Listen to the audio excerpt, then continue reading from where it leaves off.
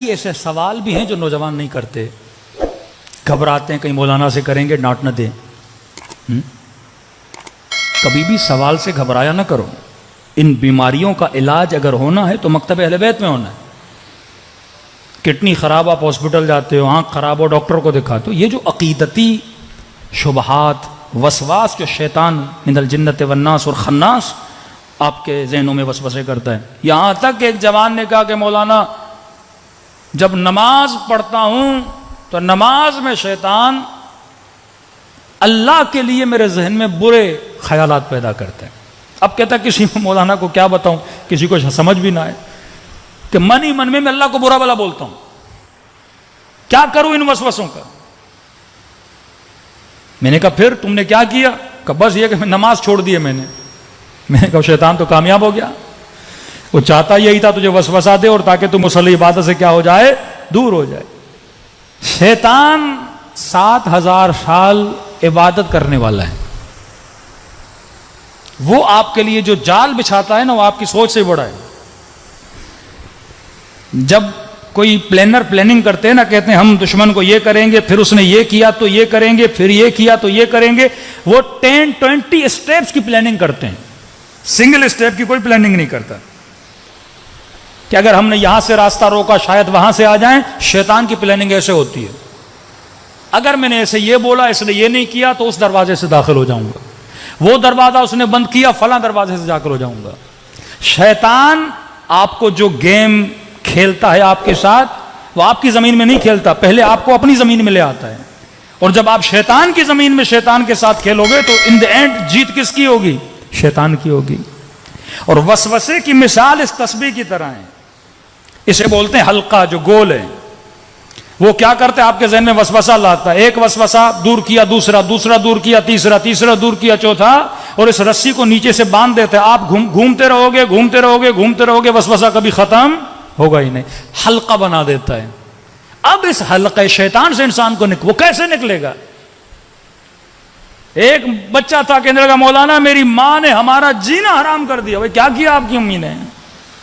کہا اسکول سے آتے ہیں، کالج سے آتے ہیں، فوراً دروازے پہ کھڑا کر دیتی ہے، تیرا پاؤں نجس ہے، پتہ نہیں تیرا کیا نجس ہے، جلدی جاؤ۔ یہ نہیں کہ پاؤں دھو کے آؤ، نہا کر آؤ۔ کہ دن میں 4-5 مرتبہ نہانے کے لیے بھیجتی ہمیں، کیونکہ وسوسہ ہے۔ وضو کرتی ہے تو 10 مرتبہ ہاتھ کو دھوتی رہتی ہے۔ دین نے کہا 2 مرتبہ تو 2 مرتبہ، اب جتنے وسوسے آتے ہیں پھینک دو ان کو۔ 3 مرتبہ کپڑا دھونے سے پاک ہو جاتا ہے، اب چھوڑ دو، وسوسوں کو چھوڑ دو۔ سختی سے معصوم نے منع کیا ہے۔ مولا کا صحابی نماز پڑھ رہا تھا، ناک سے خون کا قطرہ گرا، زمین پہ گرا، اب اس کے ذہن میں شروع ہوا زمین پہ کیا ہوگا، زمین کے نیچے کیا ہوگا، نیچے سے پاؤں کو لگا ہوگا۔ امام نے کہا تجھے کس نے کہا تھا تو اتنا سوچے؟ ظاہر پہ اکتفا کر، وسوسوں میں جتنا چلتا جائے گا وہ اتنا تجھے اندر گھیرتا جائے گا۔ یہاں تک مومنہ نے کہا کہ مولانا میں ذہنی مریض ہو گئی ہوں، میرا بچہ گھر سے باہر جاتا ہے فوراً ذہن میں آتا ہے پتہ نہیں بچے کا ایکسیڈنٹ ہو گیا، موٹر بائک سے گر گیا، کسی نے مار نہ دیا ہو، کسی نے اغوا نہ کر دیا ہو، کہ جب تک وہ گھر نہ آئے میں 100 مرتبہ مرتی ہوں، 100 مرتبہ جیتی ہوں۔ سکون انسان کو تباہ کر دیتا ہے اگر عقل انسان پہ حاکم نہ ہو۔ ایک تو وہ مریض ملا کے لگا مولانا دروازہ کھولتا ہوں تو میرے ذہن میں آتا ہے میرا ہاتھ دروازے کے ساتھ چپک جائے گا، اور پھر سوچتا ہوں ہاتھ نہ لگاؤں، کیا کروں؟ اب ذہن کا کمال کیا ہے؟ ذہن جب کوئی چیز سوچتا ہے تو اس کے اینڈ تک جاتا ہے۔ مثلا آپ یہ سوچو گے میں اگر ایئرپورٹ پہ جا رہا ہوں اور جہاز پہ نہ پہنچ پاؤں تو ذہن نتیجہ بتاتا ہے، نہیں پہنچو گے جہاز اڑ جائے گا، جب اڑ جائے گا ٹکٹ کے پیسے ضائع ہو جائیں گے، یہ ہوگا وہ ہوگا، اتنی زحمتیں۔ اب یہ سارا اسٹریس آتا ہے، آپ پہنچ بھی جاتے ہو لیکن وہ آپ کو ایسا دکھاتا ہے آپ پہنچے بھی نہیں ہو، جہاز نکل گیا ہے۔ اچانک آپ کے دل میں درد ہوا، ذہن ایکٹیو ہو جائے گا، اچھا یہ درد ہوا ہے، ہو سکتا ہے اٹیک آنے والا ہو، اٹیک آئے گا تو مر جائے گا، بیوی کا کیا ہوگا، بچوں کا کیا ہوگا، وہ ساری پلاننگ قبر تک بھی پہنچا دیتا ہے آپ کو۔ اتنے وسوسے آپ کے ذہن میں لاتا ہے۔ توکل کا مطلب ہے خود کو رہا کرو، کس کی طرف؟ اللہ کی طرف۔ خود کو آزاد کرو، کس کی طرف؟ اللہ کی طرف۔ اب ہمارے استاد اخلاق تھے، یہی مسائل تھے انہوں نے کہا بھائی اس کا ایک ہی حل ہے کہ جس چیز سے، امیر المومنین کا ایک جملہ ہے، فرمایا جس چیز سے ڈرو اس کے اندر خود کو پھینک دو، ڈر ہی ختم ہو جائے گا۔ سوئمنگ پول میں مثلا بندہ جانے سے ڈر رہا ہے، ہاں پتہ بھی ہے پانی کمر تک ہے، کودوں گا مروں گا نہیں، لیکن وسوسہ وہم کہتا نہیں جاؤ گے تو مر جاؤ گے، مر جاؤ گے۔ اب مولا فرماتے کہتا ہے نا مر جاؤ گے تو جا کے دیکھو واقعا مرتے ہو کہ نہیں۔ کیلکولیشن تو تم نے عقل سے کر لی نا کہ پانی چھوٹا ہے جاؤں گا نہیں مروں گا، جب کیلکولیشن کر لیے تو ڈر کیسا، اس کے اندر کود جاؤ۔ اس ماں کو کا تمہیں برا نہ لگے، لیکن یہ حل ہے امیر المومنین کا۔ شیطان کیا کہہ رہا ہے؟ بچہ مر جائے گا، بولو اللہ کی امانت ہے، مر گیا تو مر گیا۔ جب تم ڈر ختم کرو گی اس دن کے بعد کبھی وہم اور وسوسہ نہیں آئے گا۔ ایک بار بابا سے بلند صلوات پڑھے محمد والے محمد۔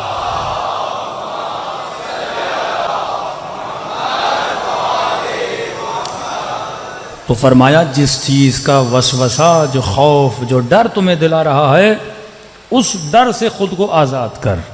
جب تک آزاد نہیں کرے گا، دیکھیے دشمن کس چیز سے ڈراتا ہے؟ ڈراؤ، جھکاؤ، مارو۔ بولے گا میرا کام نہیں کرو گے اولاد کو ماروں گا، تجھے ماروں گا۔ یہی خوف اصحاب امام حسین کے اندر پیدا کرنا چاہتا تھا، لیکن یہاں پہ شجاعت دکھانی ہے کہ میرے مال کا مالک خدا، میری جان کا مالک خدا، ہر چیز کا مالک کون ہے؟ پروردگار عالم ہے۔ تو فرمایا جس بھی چیز سے ڈرو اس سے خود کو کیا کر دو؟ آزاد کر دو۔ اگر یہ ڈر ہے بچہ مر جائے گا کو میں نے اللہ کے حوالے کیا، جو ہوتا ہے دیکھا جائے گا۔ اگر یہ ڈر ہے مثلا یہ کام کروں کہیں اٹیک نہ آ جائے، ہاں وسوسہ ہوتا ہے، اب آنا نہیں بھی ہوگا، اسٹریس اتنا آئے گا وہ بالآخر تجھے کیا کر دے گا؟ موت کے قریب لے کر آئے گا۔ آج اکثر معاشرے میں وہم کی حکومت غالب ہے کہ میں یہ سمجھتا ہوں کہ یہ طاقت میرے پاس ہوگی تو میں کامیاب ہوں، مال میرے پاس ہوگا تو میں کامیاب ہوں، شہرت میرے پاس ہوگی تو میں کامیاب ہوں۔